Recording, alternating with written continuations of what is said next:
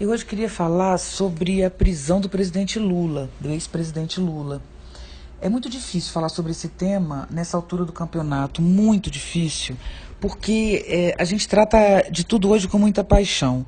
Como eu já comentei em outros momentos aqui na rádio, a gente vive uma polarização no Brasil e no mundo em função, inclusive, da manipulação de informação.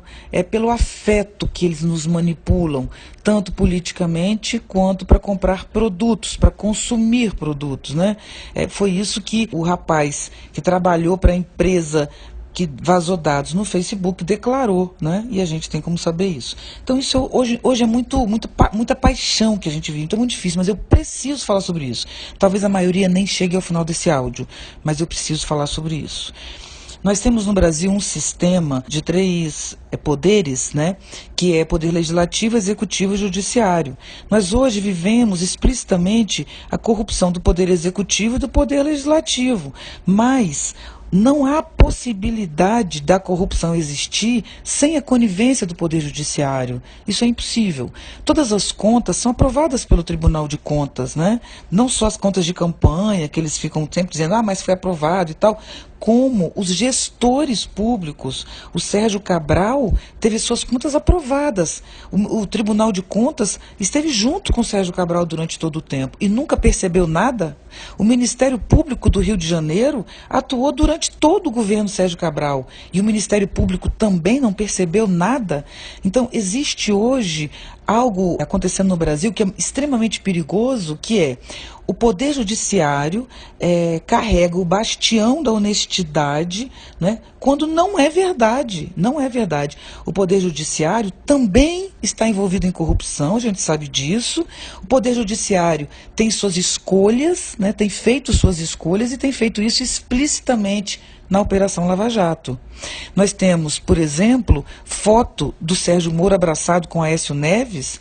Nós sabemos claramente, explicitamente, o que o Aécio Neves fez. Quero dizer, os indícios são enormes em relação a uma corrupção do tamanho de um mundo, mas o Aécio Neves sequer é tocado. O Aécio Neves desapareceu, ninguém toca nesse assunto, né? A gente tem hoje um presidente da República, que a gente tem áudio desse presidente da República escondido no seu palácio em Brasília, na sua casa, no seu palacete em Brasília, num encontro noturno, né, com a JBS, onde ele fala explicitamente de corrupção. A JBS deu esse vídeo como comprovação do que ela já tinha dito sobre Michel Temer e ele continua no poder, né? O Cunha foi preso, né? A gente sabe que o Cunha está preso, mas a mulher do Cunha, que obviamente tinha um envolvimento com o que o Cunha fazia, sequer foi presa. Por que o Sérgio Moro liberou a mulher do Cunha e tratou como inocente? Será que o Poder Judiciário também não está envolvido em corrupção? Por que a gente não pensa isso? Então, o que eu queria comentar com vocês é que a prisão do ex-presidente Lula, ela é um absurdo na minha perspectiva. Eu não votei no ex-presidente Lula, nem na sua primeira gestão, nem na segunda. Eu não votei na ex-presidente Dilma, nem na sua primeira gestão, nem na segunda. Eu não estou falando, votei na Marina. Eu não estou falando aqui como partidária, não sou petista, não sou afiliada ao PT, mas é inacreditável que isso esteja acontecendo na nossa frente. O ex-presidente Lula está sendo preso porque ele tem um apartamento que não está no seu nome? Porque ele tem um sítio que não está no seu nome? Quero dizer, a corrupção é quando você ganha bens, não é isso? Esses bens só são seus se eles são de sua posse ou de alguém de sua família, né? Mas não tem posse. Um dia esse ia passar para o nome dele, sim, mas não foi, não passou. Não há provas de que o presidente Lula é dono do triplex e muito menos do sítio. Não há essa prova, né? Mas ele está preso. Então, a gente tem que prestar atenção no modelo que a gente está utilizando para vencer a corrupção. Será que a gente está vencendo mesmo a corrupção? Ou será que o impeachment da presidente Dilma, né, que não está envolvida em nada, nada? Quer dizer, por que tiramos a presidente Dilma? Ah, porque ela era incompetente, mas a gente não faz o impeachment de um presidente por incompetência, não. A gente faz quando ele comete um crime. Vocês têm certeza que a presidente Dilma cometeu mesmo um crime enquanto era presidente do Brasil? E foi tirada do governo pelo Michel Temer, que objetivamente, explicitamente está envolvido com crimes contra a União, Não é? Então, as coisas no Brasil se inverteram de tal maneira que hoje, tudo o que acontece com quem está no poder, e quem está no poder foi quem tirou a presidente Dilma do poder, a gente está dizendo que tudo isso é causado pelo Lula. Onde está o nosso raciocínio nesse momento? É preciso ter um mínimo de clareza sobre isso. O Adolfo Pérez Esquivel está indicando Lula para o Prêmio Nobel da Paz. Sabe por que ele está indicando? Por causa do trabalho que o Lula fez, que é inédito no mundo. E é fato. Procura saber isso nos organismos internacionais, na ONU, em relação à diminuição de desigualdade, em relação à valorização das classes menos favorecidas. O Lula está sendo acusado exatamente por isso, né? Está sendo acusado por quê? Porque distribuiu o dinheiro do Brasil para os pobres, né? É esse tipo de argumento que eu ouço de pessoas, né? No Brasil inteiro. Ah, mas ele criou o Bolsa Família e distribuiu, acabou com o Brasil. Não é verdade. Não é verdade. É preciso que a gente procure os dados e procure dados de organismos internacionais em relação ao governo Lula, não é? Em relação ao que o Lula está sendo acusado.